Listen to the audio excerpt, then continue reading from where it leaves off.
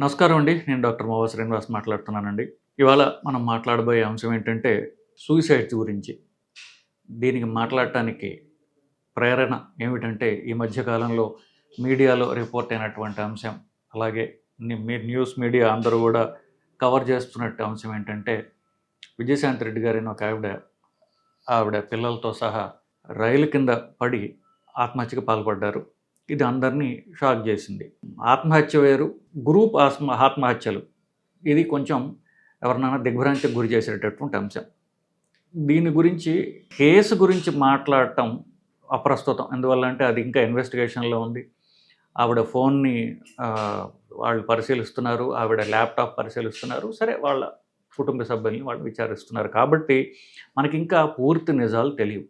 మనకి జనరల్గా తెలిసింది, జనాలు ఆశ్చర్యపోవడానికి కారణం ఏంటంటే 38 ఏళ్ల యువతి, ఆవిడకి 17, 18 ఏళ్ల పిల్లలు, పైకి ఎలాంటి ఒడిదుడుకులు లేనటువంటి సంసారం. ఆవిడ ఉద్యోగం చేస్తున్నారు, సాఫ్ట్వేర్ ఉద్యోగం. భర్త దుబాయ్లో ఉంటున్నారు. గత సంవత్సరం దగ్గర ఆయన దుబాయ్లో ఉంటున్నారు, ఆయన సంపాదిస్తున్నారు, ఇండియా వచ్చిపోతున్నారు.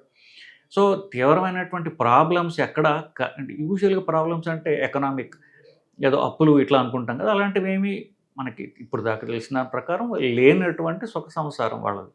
ఇలాంటి ఆవిడ ఏమీ అంటే మనకు కనిపించేటటువంటి అంశాలు, పెద్ద సీరియస్ అంశాలు ఏమీ లేకుండా ఎందుకు ఈ బలవన్మరణానికి పాల్పడ్డారు అన్న దాని మీద చాలామందికి ఆశ్చర్యకరంగా ఉంది. ఇప్పుడు సరే, లవర్స్ చనిపోయారు, అప్పుల బాధలో రైతు ఆత్మహత్య చేసుకున్నాడంటే అది కారణాలు ఉన్నాయి. ఇక్కడ ఏమీ కారణాలు కనిపించకుండా ఉండడం వల్ల జనాలు కొంచెం దిగ్భ్రాంతికి గురవుతున్నారు. అది న్యూస్లో ఇంకా నడుస్తోంది. అది బేసికలీ కోర్స్ కేసు పూర్వాపరాలు మనకి పూర్తిగా తెలియవు. కానీ నేను మాట్లాడబోయే అంశం ఏంటంటే గ్రూప్ సూసైడ్స్. దీన్ని ఫ్యామిలీ ప్యాక్ట్ అంటారు మన సైకియాట్రీ పదాల్లో చెప్పుకోవాలనుకుంటే. బేసికలీ ఇది అసలు వీడియో చేయదగ్గ అంశమా? మొన్న ఏదో మేము వీడియో చూస్తుంటే దీని గురించి దాని కింద కామెంట్లలో ఇది మాట్లాడేయాల్సిన అవసరం ఏంటి, ఆవిడకి ఏదో డబ్బులు ఎక్కువైపోయి ఇట్లాగా చేస్తుంటే మీరు దీన్ని అనవసరమైనటువంటి పబ్లిసిటీ ఇస్తున్నారు అనేటటువంటి కొంతమంది కామెంట్లు పెట్టడం జరిగింది. ఇప్పుడు ఈ అంశం అంశం గురించి నేను మాట్లాడటానికి ప్రేరణ ఏంటంటే బేసికలీ ఇది ఒక తీవ్రమైన అంశం. ఇది జనాలకి నచ్చినా నచ్చకపోయినా నా వీడియో చూసి రాబోయే కొన్ని సంవత్సరాల్లో ఒక్క మనిషి అయినా సరే తను సూయిసైడల్ ఐడియేషన్ నుంచి బయటకు రాగలిగితే ఈ వీడియో యొక్క లక్ష్యం నెరవేరినట్టే. సో ఇది పబ్లిక్ అవేర్నెస్ గురించి చేస్తుంది. ఒకవేళ ఎవరన్నా నచ్చిన వాళ్ళు చూడండి, నచ్చదు డిప్రెషన్గా అనుకుంటే ఇక్కడే మీరు స్విచ్ ఆఫ్ చేసుకోవచ్చు. కానీ దీనివల్ల ఒక్కళ్ళు బాగుపడినా, ఒక్కళ్ళకి మనం కాపాడగలిగిన ఎంతో మేలు చేసిన వాళ్ళు అవుతాం, విలువైన ప్రాణాన్ని కాపాడిన వాళ్ళు అవుతాం. ఇకపోతే ఈ ప్యాక్ట్స్ అని వస్తాయి చూసారా, ఇవి కొంతవరకు రేర్గా ఉంటాయి. ఇన్ఫ్యాక్ట్ భారతదేశంలో సూసైడ్స్ అనేవి చాలా ఎక్కువగా ఉంటాయి. వాటిల్లో సూయిసైడ్స్ అనేవి అంటే మనిషి ఆత్మహత్య చేసుకోవడానికి యూజువలీ వాళ్ళ క్షణికావేశంలో తీసుకుంటుంటారు. సో వాళ్ళకి వయసు బట్టి ఉంటుంది. తక్కువ వయసులో వాళ్ళకి రొమాంటిక్ రిలేషన్షిప్ వలన భార్యను భర్తతో పోట్లాడు, సో ఆ ఆవేశంలో కోపంలో తీసుకున్న డెసిషన్స్ కొన్ని, మధ్య వయసులో వచ్చేసరికి అప్పుల బాధలు ఉండొచ్చు. ఇక్కడ ఆ తర్వాత ఏజ్ గ్రూప్లు 50 to 60లో జనరల్గా ఉండవు. కొంచెం దాటిన తర్వాత, ఇంకా 70 ఏళ్ళు దాటిన తర్వాత మళ్ళీ ఈ సూయిసైడ్స్ జరుగుతుంటాయి. ఎందువల్ల ట్రీట్మెంట్ లేని జబ్బు వల్లనో, లేకపోతే నేను ఇంకొకళ్ళ మీద భారం అయిపోతున్నానని, ఇట్లా కొన్ని సూయిసైడ్స్ జరుగుతుంటాయి. ఒక ప్రముఖ క్యారెక్టర్ ఆర్టిస్ట్, ఒక యాక్టర్, ఒకప్పుడు హీరోగా ఉన్నటువంటి క్యారెక్టర్ ఆర్టిస్ట్, ఆయన భార్య చనిపోయిన తర్వాత నేను నా ఫ్యామిలీకి భారం అయిపోతానేమో అన్నటువంటి దాంతో ఆయన సూసైడ్ చేసుకున్నారని ఆ మధ్యన పేపర్లో నేను చూడటం జరిగింది. సో ఒకవేళ ఒకళ్ళు ఉంటే అలా, లేదా నేను లేకపోవటం వల్ల నా భార్య ఇంకొకళ్ళ మీద ఏంటంటారంటే వాళ్ళ దయాదాక్షిణ్యాల కింద ఉండిపోతుందేమో, వాళ్ళు వీటిని సరిగ్గా చూసుకోరు అని చెప్పేసి ఇద్దరు కలిసి సూసైడ్ చేసుకోవటం, ఇట్లాంటివి పెద్ద వయసులో వాళ్ళకి కామన్ జరుగుతూ ఉంటాయి బేసికలీ. సో దీన్ని గురించి యాక్చువల్గా ఇది నిమ్హాన్స్ అనేటటువంటి బెంగళూరులో ఒక ఆల్ ఇండియా ఇన్స్టిట్యూట్ ఉన్నది. అదేంటంటే national institute of mental health and neuro sciences అనేటటువంటి దాంట్లో ఆల్మోస్ట్ లైక్ దీని గురించి పిహెచ్డీలు చేశారు. దాని సబ్ గ్రూప్స్ ఉన్నాయి బేసికలీ. వెంకోబరావు గారని ఆయన తమిళనాడులో ఉండేవారు, ఆయన దీని గురించి స్టడీ చేశారు. నిమ్హాన్స్లో బేసికలీ 2019లో ఈ అంశం మీద పెద్ద స్టడీ రిలీజ్ చేశారు. ఇన్ఫ్యాక్ట్ దాంట్లో లక్ష్మీ విజయ్ కుమార్ అనేటటువంటి ఒక సైంటిస్ట్ గారు, సైకాట్రిస్టు, దీని మీద ఆవిడ స్పెషలిస్టు. ఆవిడ పేరే, ఆవిడ బ్రాంచే సైకాట్రీలో సూయిసైడాలజీ, దానికి ఆవిడ అథారిటీ. సో ఆవిడ తమిళనాడులో కూడా ఆవిడ స్టడీ చేయడం జరిగింది. ఆవిడ పేపర్ ప్రొడ్యూస్ చేశారు బేసికలీ. ఇప్పుడు మనం మాట్లాడేది ఒక మనిషి ఆత్మహత్య చేసుకోవడం కాదు. ఒక మనిషి క్షణికావేశంలో వాళ్ళు ఆత్మహత్య చేసుకోవచ్చు. ఈ సూసైడ్ ప్యాక్ట్స్ అంటే ఏంటంటే ఇవి క్షణికావేశంలో చేసుకున్నవి కావు. జనరల్గా ఒకళ్ళు నిర్ణయించుకుని చుట్టూ మనుషుల్ని ఇన్ఫ్లుయెన్స్ చేయడం జరుగుతుంది బేసికలీ. సో మీరు చూసినట్లయితే వీళ్ళు ఏడుస్తూ ఎమోషనల్గా, ఇప్పుడు ఆవిడ వీడియోస్ మీరు చూడండి, ఆవిడ ఏడుస్తూ లేకపోతే ఎమోషనల్గా ఉన్నట్టు అక్కడ కనిపించరు. చాలా కామ్గా, క్యాల్కులేటెడ్గా చేస్తున్నట్టు కనిపిస్తుంది. అంటే ఏమిటి, ముందు వాళ్ళు నిర్ణయించుకుని తర్వాత వాళ్ళ చుట్టూ పక్కన ఉన్న వాళ్ళని వాళ్ళు ఇన్ఫ్లుయెన్స్ చేస్తారు. దీనికి ప్రధాన కారణం సైకాలజీ ప్రకారం ఆరోన్ బెక్స్ థియరీ అని ఆయన సైకాట్రిస్ట్, ఆయన చెప్పుకుంటే హోప్లెస్నెస్ అంటే ఏమి, ఇక నిస్పృహ, నైరాశ్యం వస్తుంది వాళ్ళకి. దానిలో 2 సూత్రాలు ప్రధానంగా ఆయన చెప్పారు. ఏమిటి, నాకు ఒక సొల్యూషన్ లేని, తగ్గించలేని కష్టం ఉన్నది, ఫస్ట్ పాయింట్. రెండో పాయింట్, ఈ కష్టం తగ్గించడానికి నాకు ఎవరి సహాయము లేదు అన్న హోప్లెస్నెస్తో ఉంటారు వాళ్ళు ఫస్ట్. ఇది సూసైడ్కి ఫస్ట్, ఆ తర్వాత నెక్స్ట్ స్టెప్ అది. సో 2 పాయింట్లు ఉన్నాయి కదా. ఒకటి, నా కష్టానికి సొల్యూషన్ లేదు, నా కష్టానికి నిష్కృతి లేదు. అది ఫస్ట్. ఒక రకంగా చెప్పాలంటే తప్పు ఉన్నటువంటి వాళ్ళ అజంప్షన్, వాళ్ళు గట్టిగా నమ్మేటటువంటి నమ్మకం.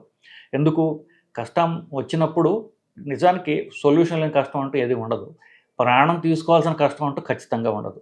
ఇప్పుడు హత్య చేస్తేనే ఫస్ట్ వాళ్ళని జైల్లో పెట్టి విచారించి అంతా నేను నిజానికి తెలుసుకునే చేస్తున్నారు. సో నీకు నువ్వు ఆ శిక్ష వేసుకోవాల్సిన అవసరం లేదు. ఫస్ట్ నా కష్టానికి నిష్కృతి లేదు అనడం పోతే కరెక్ట్ కాదు. నాకు సాయం చేయడానికి ప్రపంచంలో ఎవరూ లేరు అన్నటువంటి రెండోది. ఆ పాయింట్లో మనం ఇంటర్వ్యూన్ చేయొచ్చు. సరే, ఫస్ట్ది వాళ్ళు అనుకున్నటువంటిది. మన ఇంటర్వెన్షన్ ఎక్కడ ఉండాలంటే, వాళ్ళకి ఎవరు కష్టంలో నాకు సాయం చేసేవాళ్ళు లేరు అన్నటువంటి చోట ఒక కౌన్సిలర్ కానీ, ఒక డాక్టర్ కానీ, ఫ్యామిలీ మెంబర్ కానీ, ఫ్రెండ్ కానీ, ఇట్లాంటి వాళ్ళు వాళ్ళతో మాట్లాడగలిగితే వాళ్ళ ఈ ఐడియాస్ నుంచి వాళ్ళని బయటకు తీసుకురావచ్చేటటువంటి అవకాశం ఉంటుంది. సో ఇది ఐసోలేటెడ్ కాదు. నిజానికి ఢిల్లీలో ఒక 2018లో 11 మంది ఫ్యామిలీ మెంబర్స్ ఒకేసారి ఇలాగా ప్రాణం తీసుకోవడం జరిగింది. ఇంకా అతి షాకింగ్ న్యూస్ ఏంటంటే 1978లో జరిగింది. జిమ్ జోన్స్ అనేటటువంటి అమెరికాలో ఒక పాస్టర్ గారు, ఆయన చాలా గ్లామరస్గా ఎక్కువ మంది ఫాలోవర్స్ ఉన్న పాస్టర్. ఆయనతో పాటు 300 మంది సూసైడ్ చేసుకుని మరణం జరిగింది అమెరికాలో. ఆయన పేరు మీద ఒక టౌన్ పెట్టుకున్నారు వాళ్ళు, జోన్స్ టౌన్ అని. ఆ టౌన్లో ఆయన అరెస్ట్కి గవర్నమెంట్ వస్తున్నప్పుడు ఆయనతో పాటుగా 300 మంది ప్రాణాలు తీసుకున్నారు. సో అప్పుడు ఈ కొత్త మానసిక రుగ్మత గురించి వాళ్ళకి స్టడీస్ చేయడం అంటే జరిగింది. భారతదేశంలో కూడా జరిగింది. సో ఒక మాట వాడాను, మానసిక రుగ్మత అని. సో ఇప్పుడు వీళ్ళలో ఒక లీడర్ ఉంటాడు. ఆ లీడర్కి కామన్గా 2 రకాలైనటువంటి మానసిక ప్రాబ్లమ్స్ ఉంటాయి వాళ్ళకి. ఒకటి డిప్రెషన్, ఇందాక చెప్పినటువంటిది, నాకు ఎంత కష్టం వచ్చిందంటే దీనికి ఇంకా సొల్యూషన్ లేదు, నాకు ఎవడో సాయము చేయలేడు అనేటటువంటి మొదటిది. రెండోది, వీళ్ళు తీర్మానించుకుని పక్కన వాళ్ళని ఇన్ఫ్లుయెన్స్ చేస్తారు. వీళ్ళ స్ట్రాంగ్ పర్సనాలిటీ అవ్వడం వల్ల, పక్కన చుట్టూ ఉన్నవాళ్ళు వీక్ పర్సనాలిటీస్ అవ్వడం వల్ల, వాళ్ళ పిల్లలు కావచ్చు, ఈ సిచ్యువేషన్లో యూజువల్లీ ఫాలోవర్స్ కావచ్చు, లవర్స్ కావచ్చు, ఇట్లా పక్క పర్సనాలిటీ వీళ్ళు ఇన్ఫ్లుయెన్స్ చేసి వాళ్ళు ప్రాణం తీసుకోవడానికి వాళ్ళకి ఒక ఇన్ఫ్లుయెన్స్ చేయడం జరుగుతూ ఉంటుంది. సో ఇది ఫ్యామిలీ ప్యాక్డ్ సూసైడ్స్ అంటూ ఉంటారు. సో మళ్ళీ ఇదంతా నేను చెప్పడం ఎందుకంటే, వీళ్ళందరికీ కూడా హెల్ప్ ఉన్నది. నిజానికి నిమ్హాన్స్లో వాళ్ళే స్టడీస్ చేసిన తర్వాత వాళ్ళు కొన్ని స్వచ్ఛంద ఆర్గనైజేషన్స్ పెట్టారు. In fact Tata institute of social sciences వాళ్ళ హెల్ప్ లైన్ ఒకటి ఉంది. బేసిక్లీ వాళ్ళ ఫోన్ నెంబర్ ఉంది, వాళ్ళ మెయిల్ అడ్రస్ ఉంది. వాళ్ళ ఫోన్ చేయడం ద్వారా లేకపోతే వాళ్ళకి మెయిల్ ఇవ్వడం ద్వారా మీరు వాళ్ళు సంప్రదించినట్లయితే వాళ్ళు ఎవరైనా సహాయపడతారు. ఆసరా అని ఒక ఆర్గనైజేషన్ ఉంది. టాటా ఇన్స్టిట్యూట్ వాళ్ళు, దాని పేరు ఐకాల్, ICALL. సో ఇది మీరు ఫోన్ చేయొచ్చు. Phone number 9152987821. సో ఇది కోర్స్ మీరు గూగుల్ టైప్ చేస్తే వాళ్ళ ఈమెయిల్ అవన్నీ కూడా వస్తాయి. ఇంకొకటి ఆసరా అని ఉంది ఒకటి బాంబేలో, ఇది ఒక స్వచ్ఛంద ఆర్గనైజేషన్. 0222754 66 69 66 69 022 27 54 6669. ఉమెన్స్ హెల్ప్ లైన్ అని ఒకటి ఉంది. ఆడవాళ్ళు వాళ్ళ కష్టాలు ఎవరైనా ఉన్నట్లయితే వాళ్ళు డైరెక్ట్గా వాళ్ళకి ఖర్చు లేకుండా ఫోన్ చేయవచ్చు. ఒకటి 181, ఇంకొకటి 1091. ఈ నెంబర్లకు ఫోన్ చేస్తే అది గవర్నమెంట్ నెంబర్లు. సో వాళ్ళకి ఫోన్ చేస్తే వాళ్ళు ఏం కష్టం వచ్చినా వాళ్ళు ఫస్ట్ ఆదుకుంటారు.